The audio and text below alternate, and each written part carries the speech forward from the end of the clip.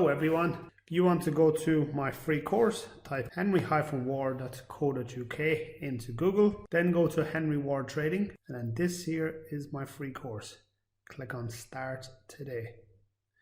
If you want to go on to the webinars that I do every Sunday and every Wednesday, click on Trading Academy and then click on Start Today. So this is the Trading Academy. This is the full training, the webinars, direct access to me, everything that you want. So this is the first week of a new month, but it's also, last week was, hopefully they won't knock through. Yeah, well, they actually, because I'm in Spain, they didn't realize it was actually a chimney, and there was bits falling down the chimney. I had to go next door and tell him, hey mate, don't be drilling there, there's a chimney. And he's like, oh, I didn't realize. Oh, it was funny. No, they were like, oh, do we have to fix something? I'm going, no, just stop doing that. Anywho, so yeah, that was quite funny. So this is the first week we've had a little bit of green. So this week we've had a little bit of green. We've had a little bit of shoots of you know what I mean, stuff starting to grow. Now, whether that is just momentary because of the earnings coming out in the big four, or whether this is actually going to continue, it remains to be seen. So if we have a look at, say, the Nasdaq, have a quick look. The Nasdaq, we've had two bullish days, one after the other. Now, it's a while since we've had two bullish days, one after the other. Just going to move that out of the way. And we've had two good days. So I'm going to delete these. This was a winner, this one, and then this one was a loser for anyone who took it on the Nasdaq. If you'd taken on the Dow, would have been a 1-to-1 winner. So we have this here. So this was where the entry and the stop loss was going on this particular trade. So this is what we talked about, and we talked about whether this was the floor or not. Now, after doing a poll from you guys, the majority of you guys expected it to drop a little bit further, but again, we will see. We will see what might happen on this particular one here is this.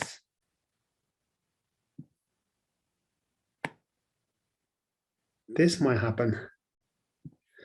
I'm sure we can bring that down a fraction, somewhere around there, hit its head and then come back down. This is what I would probably see, and then come back down. Now, this bounce may vary, whether it'll come to there, whether it'll come to there. It depends on what the sentiment at the present moment is. The sentiment at the present moment, whether it's everyone's happy in the market. Now, this is the crash that everyone was expecting. This is the correction, or whether it's now the sentiment is going, no, it's going to continue dropping.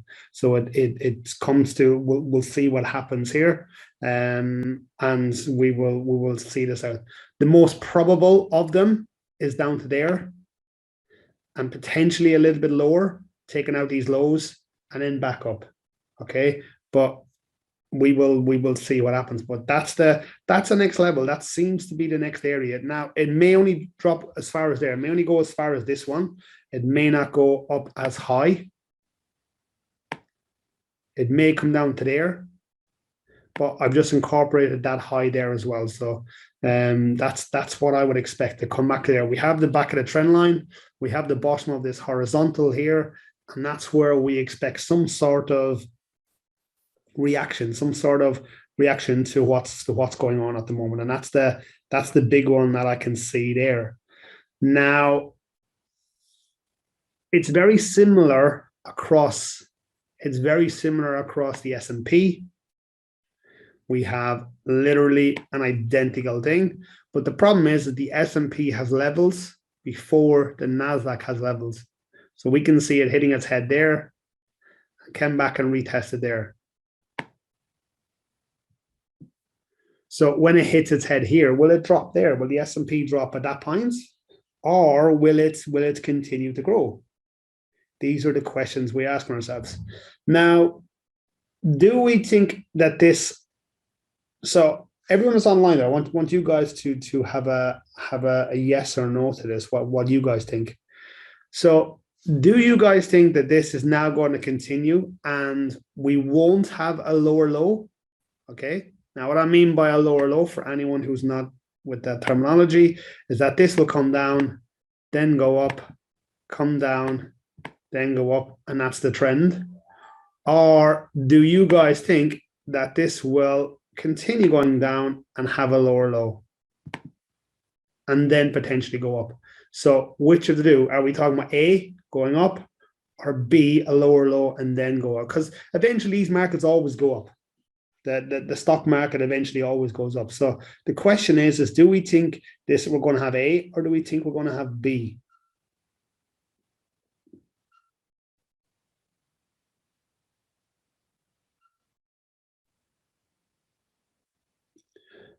Oh, wow.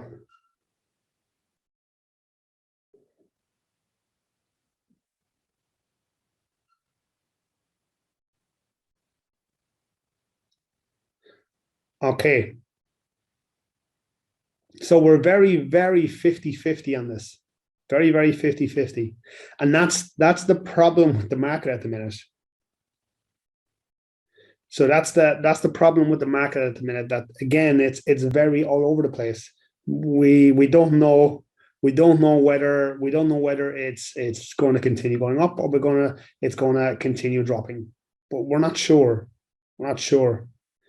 But do we think this is a decent place to invest? So everyone who thinks A is the scenario, do you think this is a good place to invest? Now, I don't necessarily mean in the S&P. I mean buying physical stocks. Do you think this is a good time to get in on some of the underlying assets then? No, I'm just talking about the people who said A. Anyone who said B, there's no need for you to get involved. Anyone who said A. So anyone who said A, yes, this is a brilliant time to get into stocks. Okay, if you said A in that particular scenario, this is a great time to get in. If you're of the B persuasion,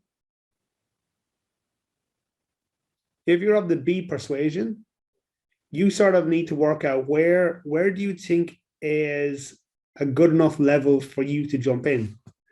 For anyone who had the B scenario, what you have to do is work out. So we've had the first signs of growth here. That's really promising. That is really promising. So anyone here who thinks that B is going to happen, that is the first signs that the market is now trying to push to the upside. Okay, so that's really, really good news. Now we've had 1 bounce, 2 bounces, 3 bounces. So that's a pretty decent floor, isn't it? So anyone of the B persuasion, you might look around, and when the S&P gets to sort of this level, you might put buy orders across the stocks. Get 3 or 4 stocks that you think will continue and are really nice at the minute. Then you put an order at the likes of these. If you're of the B persuasion, again, what you're doing is you're then looking for levels out here where you expect the market to potentially come to. Will it come back down to this level?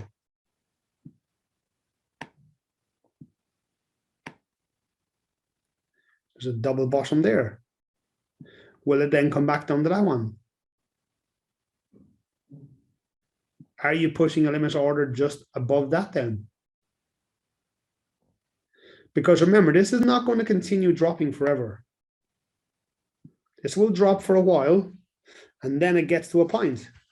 Or are you of the firm mind that this is where it's going to go to?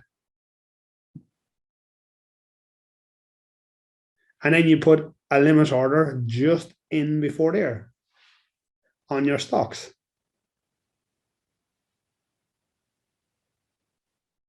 Now, personally, what I personally think will happen, I probably think this will happen. We have a double bottom,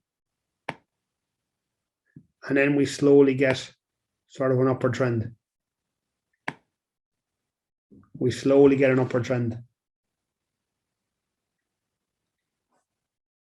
That would be my thinking on the likes of this, because we have 1, 2, 3. We have a really good level there. It's a really good place to potentially buy off of. But again, I've seen this happen numerous occasions, that this just takes off like that. The most recent was the pandemic. Now, I understand the pandemic was bought and paid for. I understand that. That was bought and paid for. Understand that. It's a bit of a different scenario. And we can see here, look, we had 2 or 3 buying days. We had a little pullback, and then look, it took off. So if we're looking historical data, that's what will go on. Hopefully Mr. Putin agrees. Again, if we look at the drop in back here, it hit the low, hit the floor, the bottom, and look what happens. We had 2 or 3 buying days, 1 or 2 selling days, and then look, it took off again.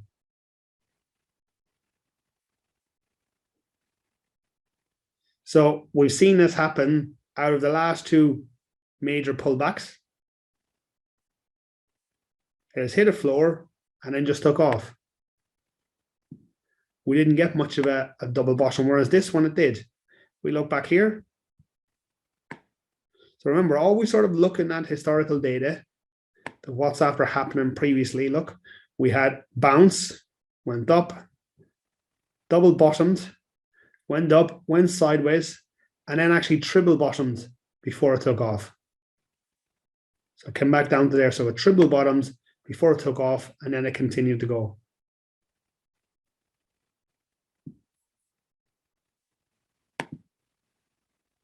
Now, I understand that historical data is never 100% guaranteed of what's going to happen again. I understand that. No problems with that whatsoever. But again, it gives us characteristics of what's happening in the market, doesn't it? It gives us some sort of context. Now, this is all believing that the world is good, that everything is good as well. Now, obviously, we have something that's only a few of us have seen or come across as war. Okay, we potentially could have war going on between Europe and Russia, and specifically Ukraine. So that could have a major play in this, with the likes of the oil supply. That could have a huge change in this. But again, we will trade what we see. And if that happens, and I know this is something that's bad to I know this is something that's really bad to say, but if that happens, we'll probably make some money off it. Because you'll either get oil prices soaring or dropping, and the same with gas. Same as the pandemic. When the pandemic took off, didn't we jump in on the likes of oil? We jumped in oil at the very bottom. Whenever you were on the webinars with myself and Ben, didn't we also short airline? Okay, didn't we long e-commerce platforms? So there will be a few plays that will come from there that will make us money. Unfortunately, yes, it'll be devastating for other people, but again, our goal here at the minute is to make money, how to actually invest, how to see these things. But unfortunately, that's horrible if it goes ahead. But there will be plays from there as well. But at the minute, this is what's going on. what I would sort of expect is for it to drop down to this low here, double bottom, before it takes off. Do I think it'll make a lower low? Not unless something happens like that.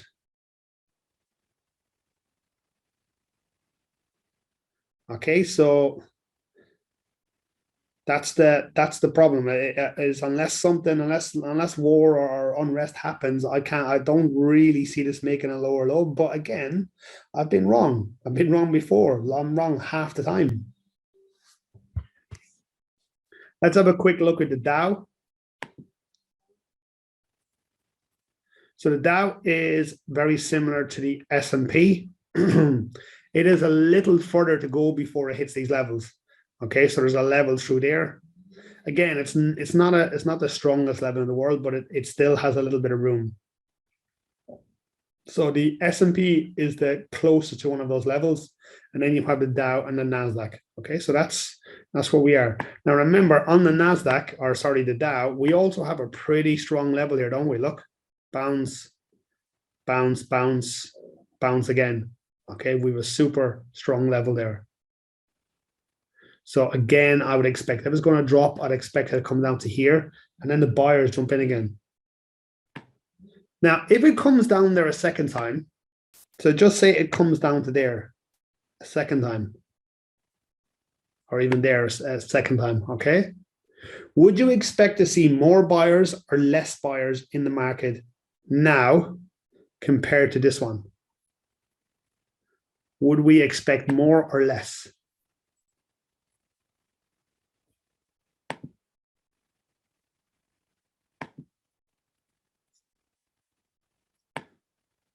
So there was the first one. If it comes back and double bottoms there, would we expect to see more or buyer or more or less buyers? But why are we looking? Why do we expect to see more buyers there at that point, at that time? Why would one expect to see more buyers at that point? Well, it's not better value because look, it's the same level for both points, so it's the same value.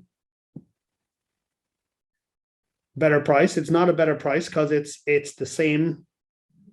It's the same price. It's the same level. So there's not. Phase two.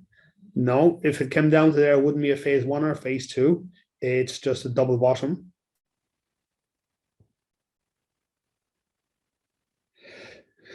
It's support, but yeah, I need to hear why, the reason.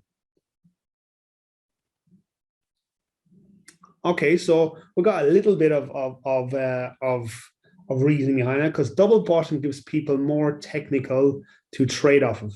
Okay, so yes, but the reason we would expect to see more of a bounce here is because it's already happened once. It's already happened once before.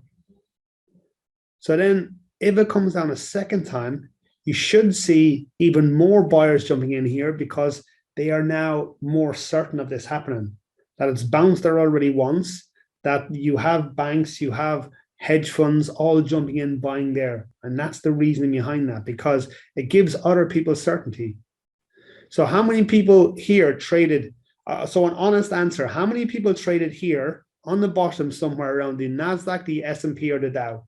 So yes, anyone who traded. So just pop yes in the chat here. Anyone who traded and anywhere near here, pop a yes there. So 1, 2, 3, 4, 5, 6, 7, 8. So 8 people, okay? Now there's 46 people on the webinar at the minute. Now, if this came down a second time and bounced there, a yes or no answer, would you trade there now? Yes or no?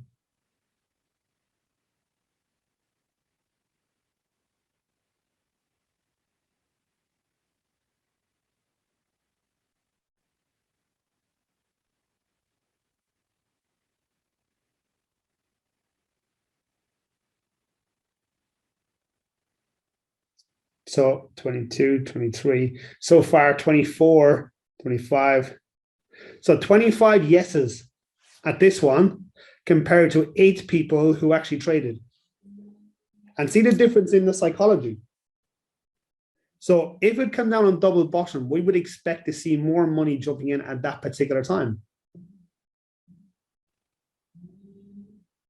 Now, what may happen then is a hedge fund, and they know this. They know this. And what happens is they could go stop loss hunting. Absolutely. It'd be prime. The market will be absolutely ready for it. And that could happen. Stop loss hunting at that particular time. Why? Because you have now the certainty of buyers and sellers now all loading up at that point. Whereas a big hedge fund jumps in, drops the market, and then starts buying it back up again. Okay, and all of a sudden, then we all jump in the bandwagon after having a loss there. But that's what happens. So the psychology is telling us that this here, if it comes back and doubles bottoms, we would have, just by doing this webinar, nearly 3 times more people ready to buy at this particular point than at the previous one. Now, obviously, that doesn't equate to the actual volume of trades here or the amount of money that went up or pushed it up. What stop loss hunting? That's a completely different webinar and chat, Jennifer. It's, yeah, I'll teach that way down the line. But that's what happens here. Okay. So the idea would be, if it comes back there, we'll probably have 3 times more traders trading there, but that doesn't necessarily mean there's more volume traded in the market.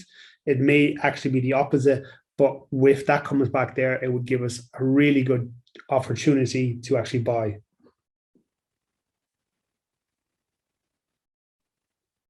So what I'm thinking is it may drop here. We may have, say, a low test bar there. So the idea would be, and whoop, that's the wrong. So Control Z. So what I would be talking about happening is this. So just say we have a nice low test bar there that happens, come down, lovely, popped up there like that. Now, what could happen, and often happens, is the next bar opens up here, goes up nicely, comes down, stops you out there, and it ends up like this bar here. And that would be stop loss hunting there. So you were triggered in, triggered out, and now, and the next bar does this. And you're now looking at it going, absolutely, oh. That's exactly what you're thinking. Okay, and that would be the stop loss hunting there. So it takes out all the stop losses that would be underneath that level there, pops them out, and then goes. But again, that's a little bit further down the line for you guys. But if we got a nice little bar like that, it would be something that I would be looking to take. Now, the reason why I've sort of gone into the likes of this is because I've actually taken a few trades. Clear all my drawings. So I've actually taken a few trades here on the market. So some of you will already know, some of you won't. And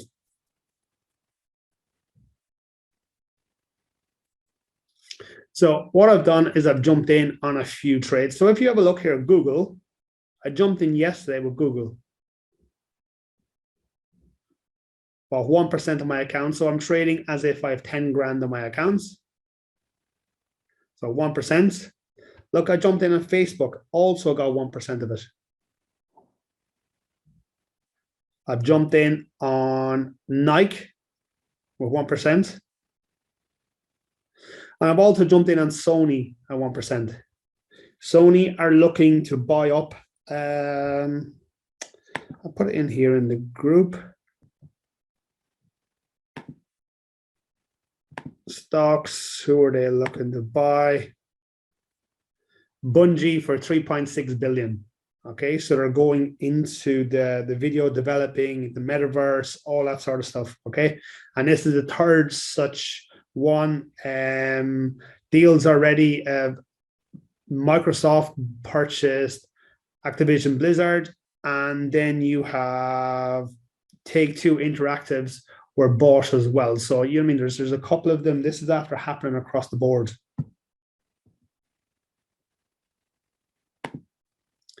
Okay, so fiddlesticks, my trade on Nike is actually 10 quid instead of 100. Oh, that's fucking annoying. Well spotted. Well spotted, Kevin. Yeah, I'll be going back in with another 90 quid today when it opens. So even I make mistakes.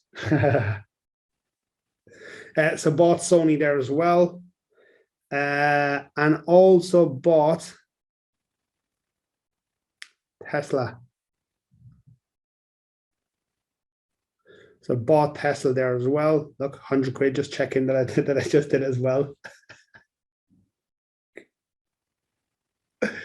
It could have been 10,000. I done it on the eToro app.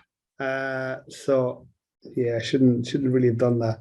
Again, look, no take profit, no stop loss.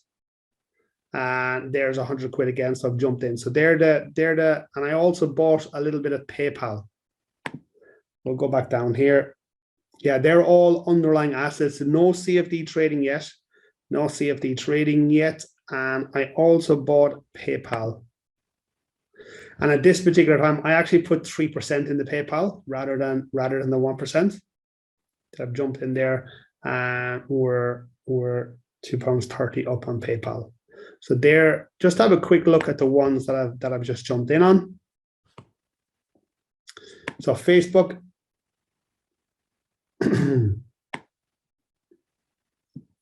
So the way I'm looking at this is Facebook, it has dropped.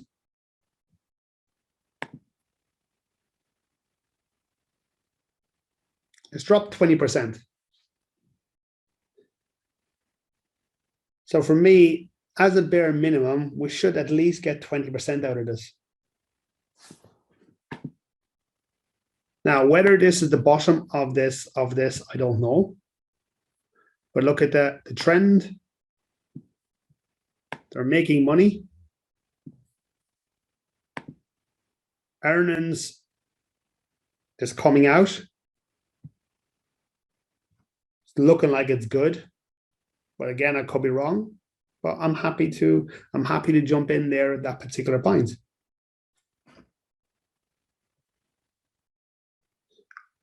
Google.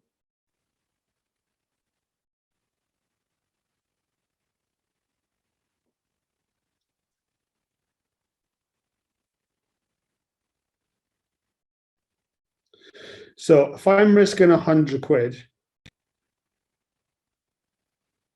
my capital is 10 grand.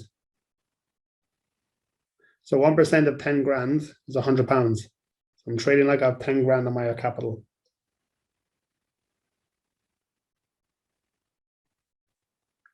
So no, I take any new positions that I take are always 1% of my capital. Well, obviously I do have ones that are the likes of PayPal, which I went over a little bit.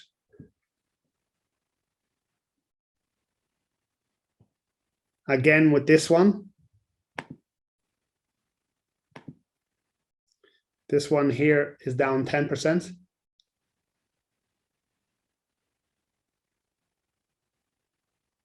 Do the lower lows on Google and Facebook not worry you, Henry? Not in the slightest. Why? Because I'm buying the stock. Now, if I hold on to this stock for the next 5 years, so if I hold on to this for the next 10 years, do I expect it to be higher? Absolutely.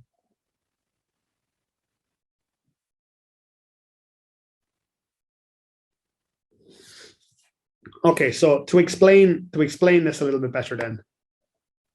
Okay, so if we will look at my portfolio here, I have 22,000 here, 500, plus another 3.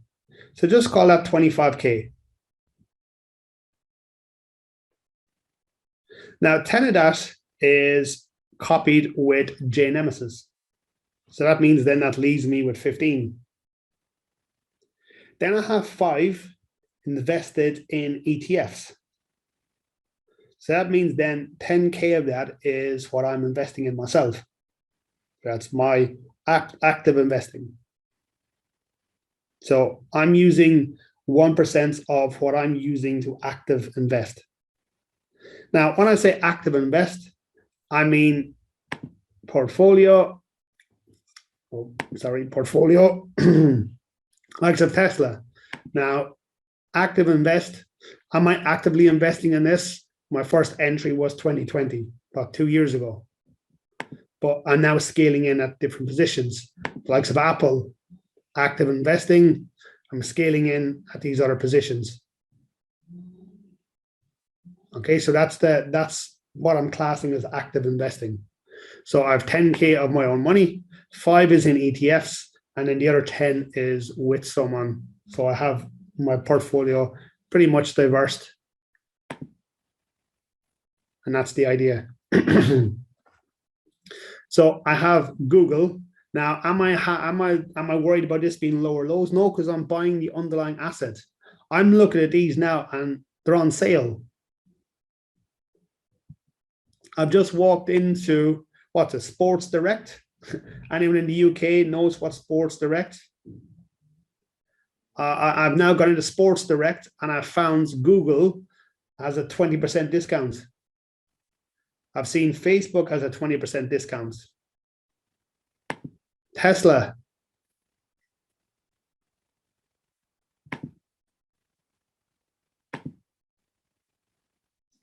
Tesla has had a 26% discount.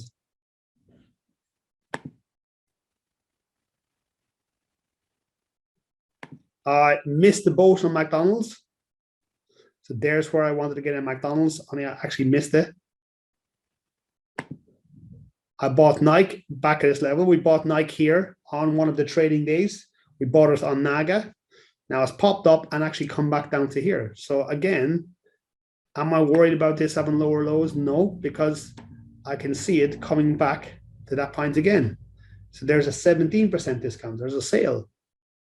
Now, like I said before, I don't know whether this is the bottom of the, I don't know whether this is the bottom of the drop on the likes of the S&P, the Dow, the Nasdaq, any of those.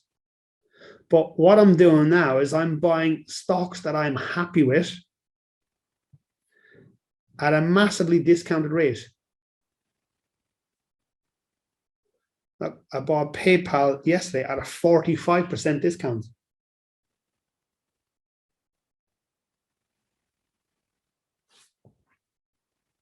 Now, can I guarantee I'm right with these? No. But just to go over the stats with you again, if you hold on to a stock for 24 hours and you close it before the 24 hours, it means that you have about a 50-50 chance of that being a successful trade. Now, I'm talking about stocks. I'm not talking about derivatives. I'm talking about underlying asset stocks. So also what I have there is if you hold on to it for 1 year and close it on the day that you opened it a year ago, you've about a 62% chance of that being a successful trade. If you hold on for 10 years, it's about a 92% success rate. And if you hold on for 20 years, there's about a 97, 98% success rate of you winning that trade. And that's the idea. So am I happy to hold on to these for a long term? Yes. That money in my portfolio, do I need that tomorrow? Do I need that next week? Do I need that in a year? No. The idea is to invest money you do not need, that you don't need. Now, Bubbles, what I mean by a discount, is see this high up here. This is now dropped. Do I expect this company to reach this high again? Yes, I do expect. I expect PayPal to come back and hit that high again. Which means if I look at this now, PayPal is if I look at that, there's 79% growth to the top of that, okay? But if I do the other way around, if I look at it here from the top down to here, there's actually a drop of 45%. So that stock was valued at 308 quid per share. It's now valued at 177 quid. So which means, or 170, which means that I have now got it at a much cheaper rate than I did before.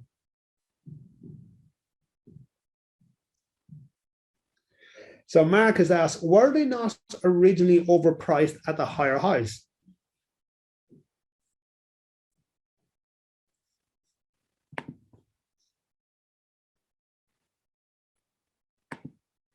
Great question.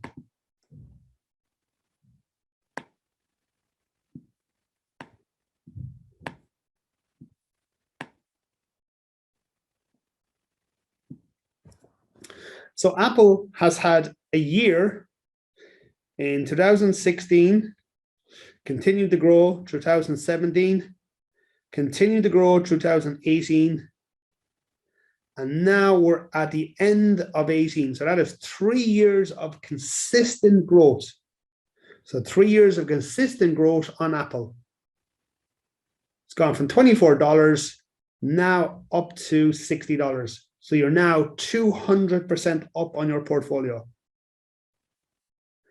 The market drops down here, 36 quid.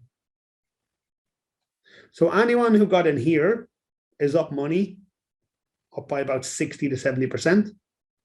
Anyone who got in here is break even. And anyone got in here is down money. So the question mark would be, is getting in here at $36 or $37, is the market overpriced here at this point? So we're getting in at 37. It was up at 60. So we've seen a 40% drop.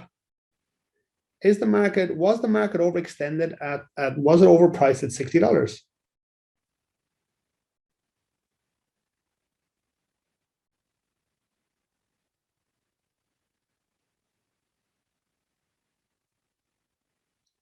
And the answer to that is yes.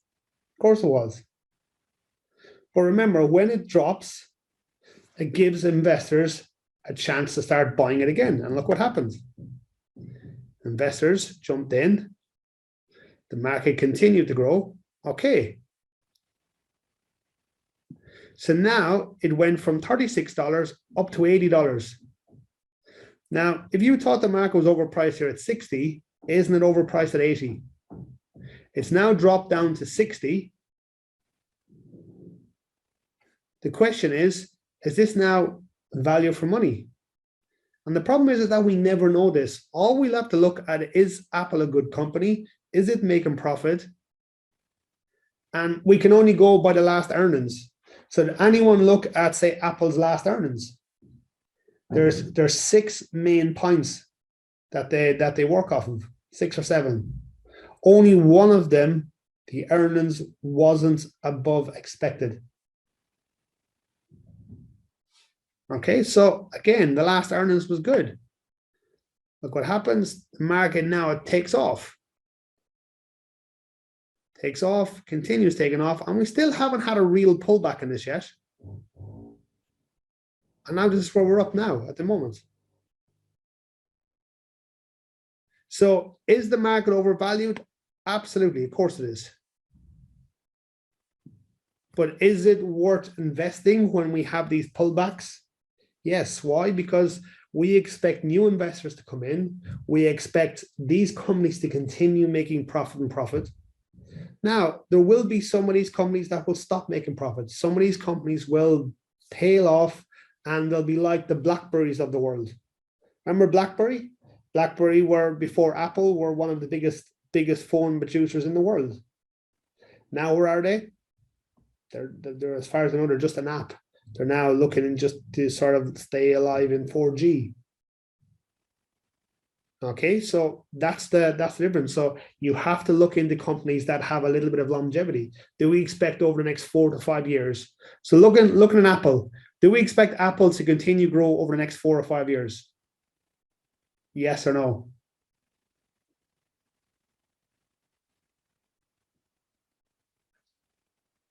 The general consensus across everyone here is yes. Okay, so we'll now go to Facebook. Do we expect Facebook to continue growing over the next 4 or 5 years?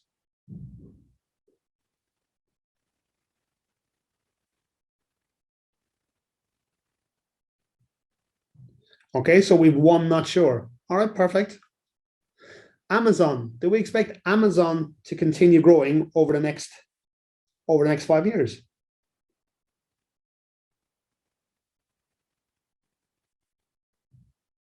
So we also got one not sure there of Amazon. Okay, perfect. Do we expect Microsoft to continue growing over the next 5 years?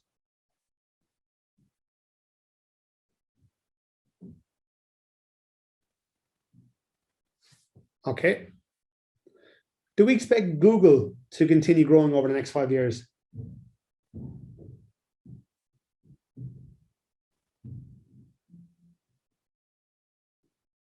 Brilliant. And we'll just do the two more. Netflix. Do we expect Netflix to continue growing over the next 5 years?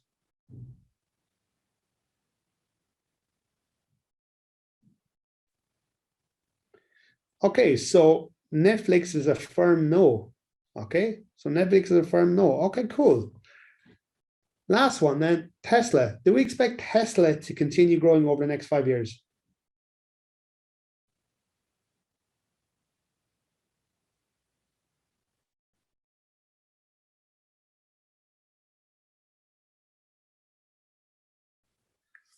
Okay, so on Tesla, we got two not sures. So if I rate these on people's responses, so Apple is a yes. Google is a firm yes. Microsoft is a firm yes. So they were the three that no one put any block on any of those three. Then the next one was Tesla. Then you had Amazon, and then the least was Netflix. So if you believe that the three of those are ones that are continuing to grow over the next 5 years, isn't this a great price to get in on the three of those? Isn't that a really good price to get in on the market at the moment? Now, Apple, not so much, because Apple had its earnings and had really good earnings, and it sort of jumped before the rest of them. Okay. So we go back down to the daily chart. So Apple had a little jump before the Nasdaq moved. Facebook, look, we're down here. So there's loads of room for this to go. Microsoft, okay, also pulled back down here. We still have loads of room to go, about 5 or 10%. Google, again, loads of room to go to that previous high. So all we're doing is we're getting stocks at a little bit cheaper that you like, that you are happy with, that you think will continue to grow. Now, the further we go down, the likes of Lululemons, like the McDonald's, Moderna, Nike, Walmart, Disney, Pinterest, they're all a little more speculative, aren't they? They're all a little more speculative. We're looking at those going, well, we expect them to go, but you know what I mean, 5 years in the likes of these companies could be a long time. Whereas if you look at the top 5 or 6 heavyweights, all of them, in my opinion, except Netflix, should continue growing, in my opinion.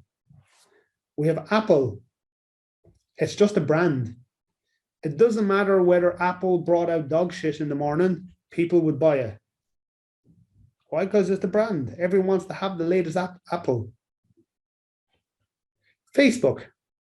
The thing with Facebook is that if you want to market something, doesn't matter whether you have a small business or whether you have a multi-global business, you want to get marketing in front of people. And isn't Facebook? That's it. Where else do you go? Facebook. Microsoft. Microsoft are almost in every single product that you buy. Laptops, phones, anything you have, Microsoft have some sort of technology in it. Google, very similar to the likes of Facebook. If you want to market something, there. Tesla is the world leader on technology and cars.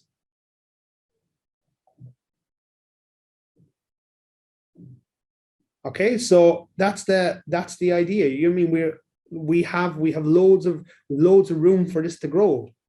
Now, are we more or less buying into Tesla as in the car manufacturer, or are we buying into Elon Musk, the guy who has probably done more for the world than Steve Jobs has? And we're buying into Elon, absolutely. And we're hoping that he can manufacture the cars that he does. But if he comes up with half of the shit that he wants to come up with, this world will be a much better place for him being in it. Yes, he's a bit quirky. Quirky wouldn't be the word. But again, is the world better off for him? Absolutely. And then we have Netflix. Netflix is something that over the last 2 years, it's not something I've invested heavily into.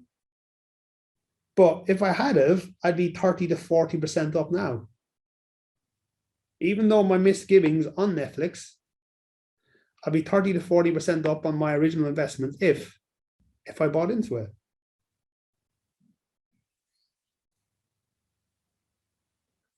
So someone asked me to have a look at C.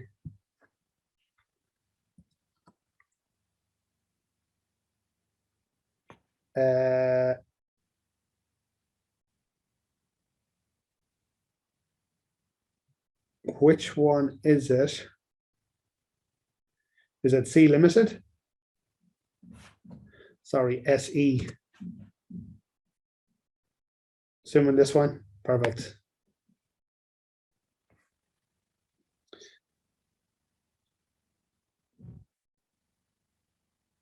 Free Tesla brain chip for all. Do you know what? I actually went and saw the new Spider-Man. And was that Octavius or something? Octavius, didn't he have a chip in his brain? And then the arms that he had took over the chip in his brain.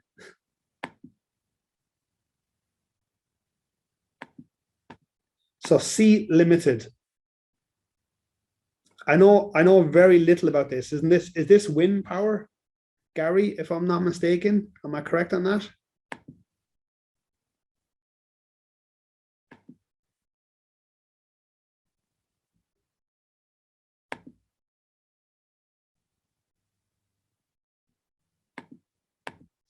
So no, very little about it.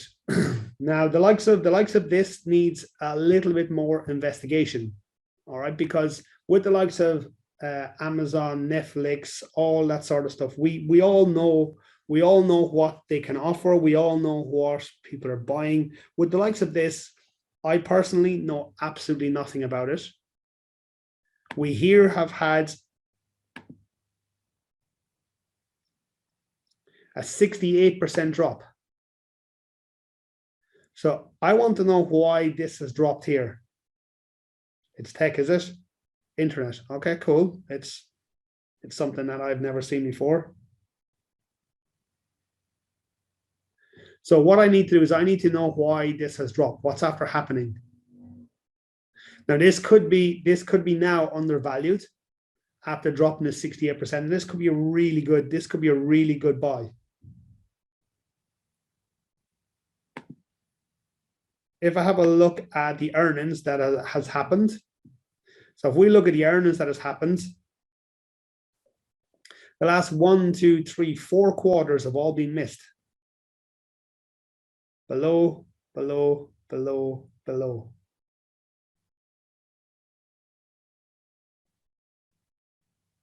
So would you guys stocks that have dropped like Beyond Meat, Oatly, etc., with the likes of McDonald's and Starbucks using them? Well, you have to look at the likes of those and see, do you think there is long-term longevity on them? And you have to make a decision. Are you looking to make a quick buck on them, or are you looking to trade them long-term? I'll just show you now in a few minutes. But this one here, you need to look into the fundamentals, because for me here, this is not a good company. It's missed the last 4 earnings. I would wait for it to have a profitable quarter first, and then find out, and then look into it. But that means then we have a little bit of movement to the upside at that stage before that happens. But yeah, to me, this is a no.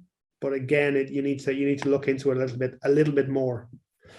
So Beyond Meat.